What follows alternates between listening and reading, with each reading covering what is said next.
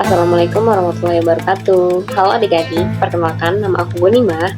Nah, di sini aku akan menceritakan tentang Piagam Madinah. Nah, kira-kira apa sih Piagam Madinah?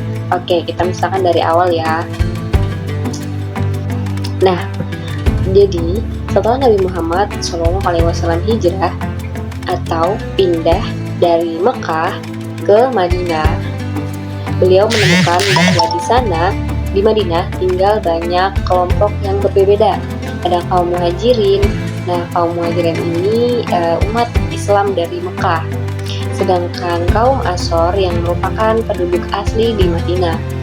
Adapun orang-orang Yahudi dan suku-suku Arab lainnya. Nah, karena berbeda-beda, ada suku muhajirin, ada kaum Ansor, ada kaum Yahudi dan suku-suku Arab lainnya. Nabi Muhammad SAW ingin agar orang-orang yang ada di sana hidup rukun dan damai. Maka beliau membuat sebuah perjanjian yang disebut Piagam Madinah.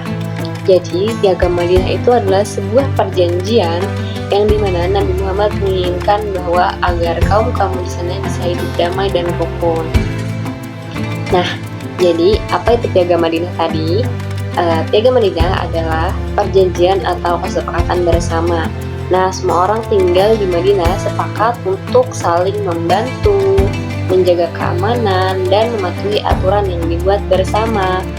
Nah, dengan adanya Piagam Madinah ini, semua orang dapat hak dan kewajiban yang sama. Tidak ada yang lebih tinggi atau lebih rendah. Semuanya saling menghargai. Keren ya, Piagam Madinah di Nabi Muhammad ini. Nah, kita kembali lagi ke isi dari Piagam Madinah. Isi Piagam Madinah itu ada 4. Yang pertama adalah semua penduduk Madinah harus hidup rukun dan saling menolong. Yang kedua ada setiap kelompok punya hak dan kewajiban yang sama. Yang ketiga ada jika ada masalah diselesaikan secara adil dan damai. Yang keempat ada semua bersama-sama menjaga keamanan yang ada di Madinah. Nah, berkat adanya Piagam Madinah ini, kehidupan di Madinah menjadi damai dan tentram.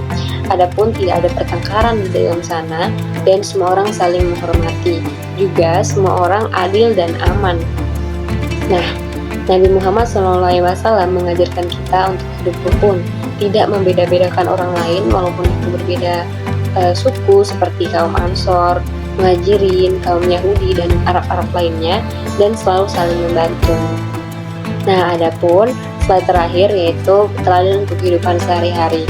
Nah, adik-adik, kita juga bisa mencontoh Piagam Madinah yang dibuat oleh Nabi Muhammad SAW dalam kehidupan sehari-hari, yaitu berteman dengan semua orang tanpa membeda-bedakan, entah dia Islam, Kristen, atau agama lainnya, entah dia berkulit putih, berkulit hitam, atau lain sebagainya.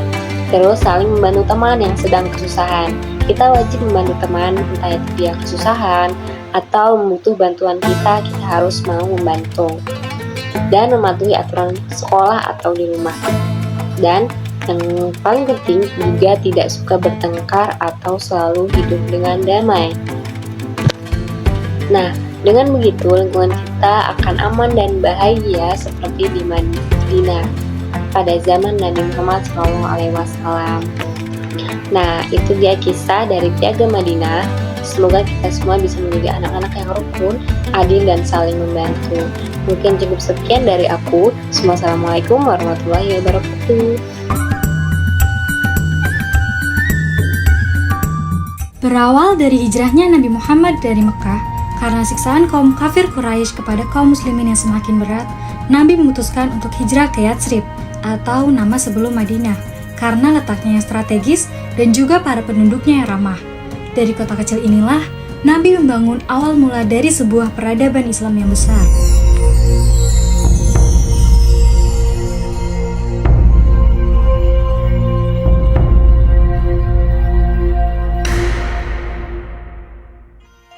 Piagam Madinah dibuat Rasulullah untuk mengatur dan menentukan hak-hak serta kewajiban seluruh masyarakat Madinah.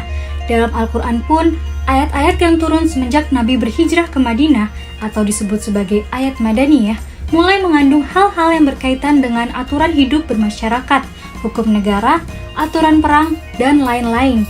Berbeda dengan ayat-ayat yang turun sebelum Nabi hijrah atau ayat Makkiyah yang fokusnya membahas tentang hubungan manusia kepada Allah Subhanahu wa Ta'ala.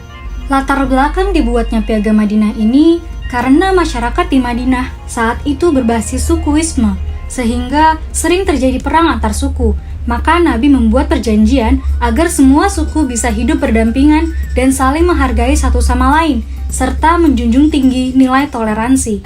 Piagam Madinah disusun oleh Nabi pada tahun 622 Masehi dan disebut-sebut sebagai konstitusi pertama di dunia.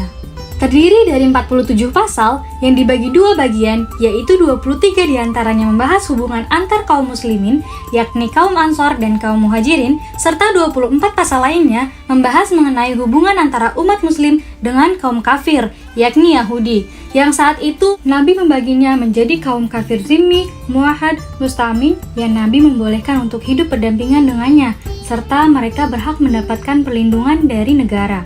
Ada juga kaum harbi, yaitu mereka yang memerangi kaum muslimin, maka halal baginya untuk diperangi.